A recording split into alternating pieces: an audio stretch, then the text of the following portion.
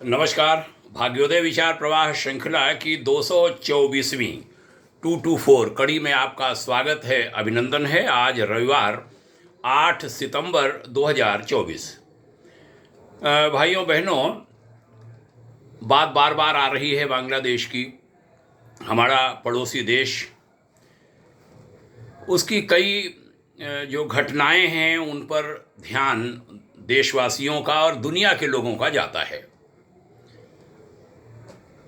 अपने राष्ट्रपिता जिन्होंने देश को बनवाया, बड़े संघर्ष सहे, पहले उनको मारा। उनकी बेटी लंबे समय से शासन कर रही थी, जो भी नाराजगी हो। बेटी को वहां से भगाने के बाद राष्ट्रपिता की मूर्तियों को तोड़ा। गुरुदेव रविन्द्रनाथ टैगोर जैसे जिनके गीत वहां गाए जाते थे, उनकी मूर्तियों को तोड़ा, और न जाने क्या क्या बड़े पाप। क्या कोई ऐसा कृतघ्न हो सकता है, कोई समाज या कोई देश? शायद नहीं, शायद नहीं। एक भी घटना शायद ही मिले।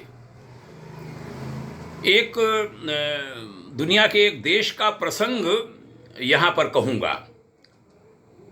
द्वितीय विश्व युद्ध हुआ, उसमें पोलैंड के लाखों लोग मारे गए।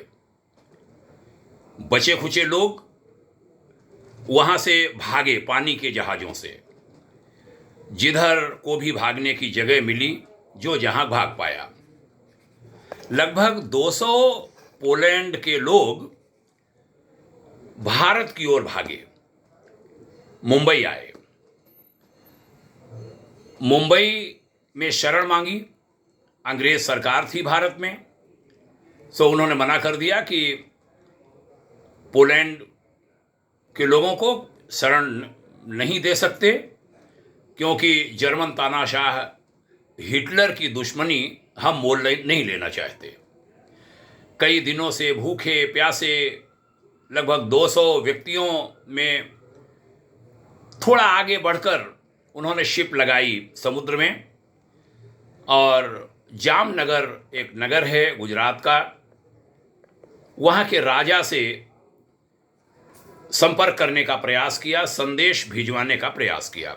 राजा दिग्विजय सिंह उस समय थे। जैसे ही उन्हें समाचार मिला कि महीनों से समुद्र में धक्के खाते 200 लोग, जिसमें कई बूढ़े भी हैं, बच्चे भी हैं, महिलाएं भी हैं, उनमें अनेक बीमार हैं, भूख से सूख कर कांटा हो रहे हैं, राजा दिग्विजय सिंह ने सबको अपने राज्य में रखा, उनको शरण दी। 10-5 दिन नहीं रखा, पूरे 18 बरस रखा। सबको घर दिए, भोजन दिया, इलाज कराया, बच्चों को पढ़ाया, युवाओं को रोजगार दिया। उधर पोलैंड कुछ साल बाद उभरा, फिर खड़ा हुआ।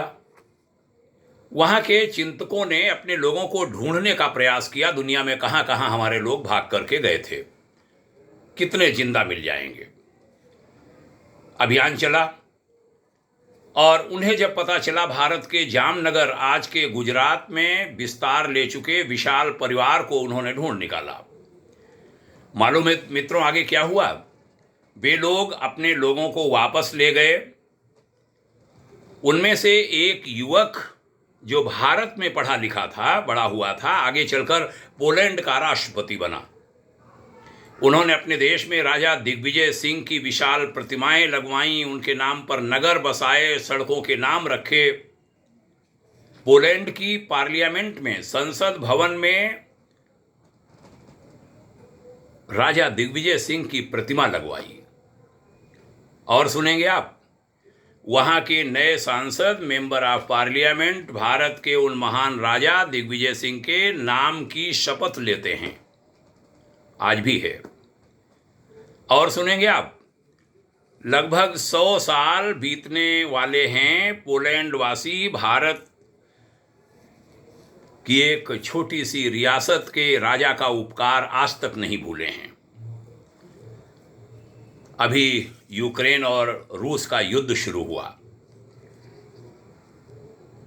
तो भारत के विद्यार्थियों का जीवन संकट में है, ये सुनते ही पड़ोसी देश यूक्रेन के पड़ोस में पोलैंड है। पड़ोसी देश पोलैंड ने भारत से संपर्क किया कि आप यूक्रेन से बच्चों को बसों द्वारा पोलैंड आने को कहें, हम अपने यहाँ भारत के हवाई जहाज उतरने की अनुमति देंगे। यही हुआ, भारत के युवक युवतियाँ सुरक्षित स्वदेश लौटे। भारत के राष्ट्रीय ध्वज लगी बसों में भारत के बच्चों के साथ साथ पाकिस्तान और बांग्लादेश के बच्चे भी सुरक्षित निकल गए, भारत का सहारा लेकर।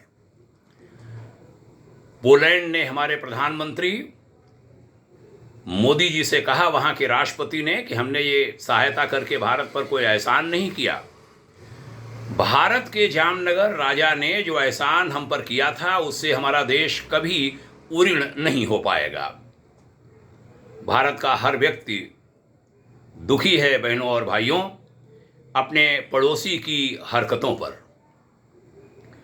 जिस भारत ने, जिस देश की प्रधानमंत्री श्रीमती इंदिरा गांधी ने पश्चिमी पाकिस्तान के दारुण अत्याचारों से पूर्वी पाकिस्तान को मुक्ति दिलाई थी और नया नाम देकर एक देश बनवाया था, जिस बांग्लादेश के लिए हमारे सैकड़ों सैनिकों ने अपना बलिदान किया था, उनके 90,000 सैनिकों को हमने बंधक बनाया था, उनको वापस किया था, कुछ क्षेत्र भी वापस कर दिए थे उस समय की सरकार ने। और पाकिस्तान ने हमारे 54 सैनिकों सेनाधिकारियों को वहीं तिल तिल मारा। तिल तिल हमारी सरकार 93,000 दे दिए, 54 नहीं ले पाई थी, वो सब वहीं मरे। उसकी पूरी कहानी है, प्रमाण आए हैं, जिसके लिए राष्ट्रीय स्वयंसेवक संघ के सैकड़ों स्वयंसेवकों ने प्रधानमंत्री गांधी जी की मांग पर रातों की नींदें खोई थीं और मुक्ति सेना बनाने में सहायता की थी। वह देश आज भारत को आंखें दिखाता है। वह हमारे यहाँ घुसपैठ कर हमारी शांति भंग करता है, अपनी धरती पर बसे सनातन संस्कृति प्रेमियों पर प्राणघातक अत्याचार करता है। बहुत पीड़ा होती है, बहुत पीड़ा होती है। बड़ा मुश्किल है भाग्योदय फाउंडेशन क्या अपील करे ऐसे लोगों से। क्या उनके कान सुनेंगे? क्या शांति के लिए पुरस्कार पाने वाले, अंतर्राष्ट्रीय सम्मान नोबेल शांति से विभूषित आज के बांग्लादेश के अगुआ जो प्रधानमंत्री बनने वाले हैं, वे नोबेल का कद्र कर पाएंगे? क्या वह जनता का सही मार्गदर्शन कर पाएंगे? भगवान सभी को सद्बुद्धि दे, यही कहूंगा।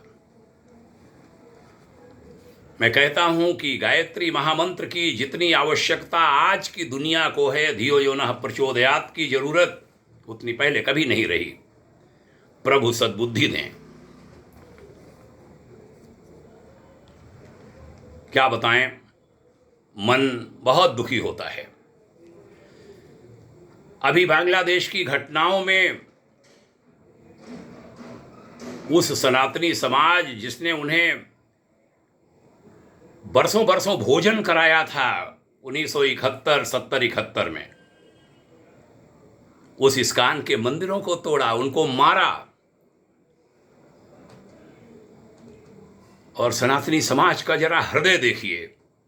फिर अभी वहां बाढ़ आई, अपने मंदिर को जिन्होंने जलाया उनके लिए बाढ़ में घुसकर नाव में भोजन लगाकर नाव में भोजन बांटा, पानी में डूबे लोगों को। आज फिर सेवा की, अभी मारे जाने के बाद भी वह नहीं छोड़ना चाहते अपना धर्म। जान बचाई उनकी भोजन कराकर। फिर से इस परिस्थिति के बाद भी अभी महीना भी नहीं गुजरा है।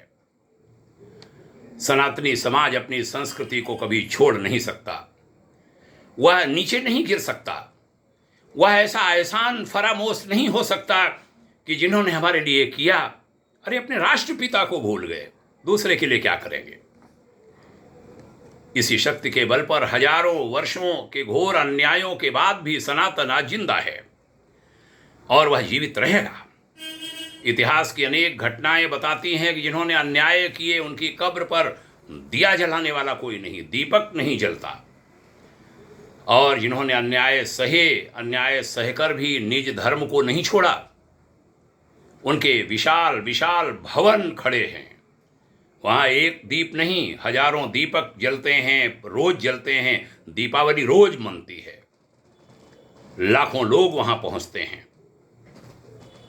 आइए हम सब सन्मार्ग की ओर चलें, सभी चलें, आप भी चलें, हम भी चलें।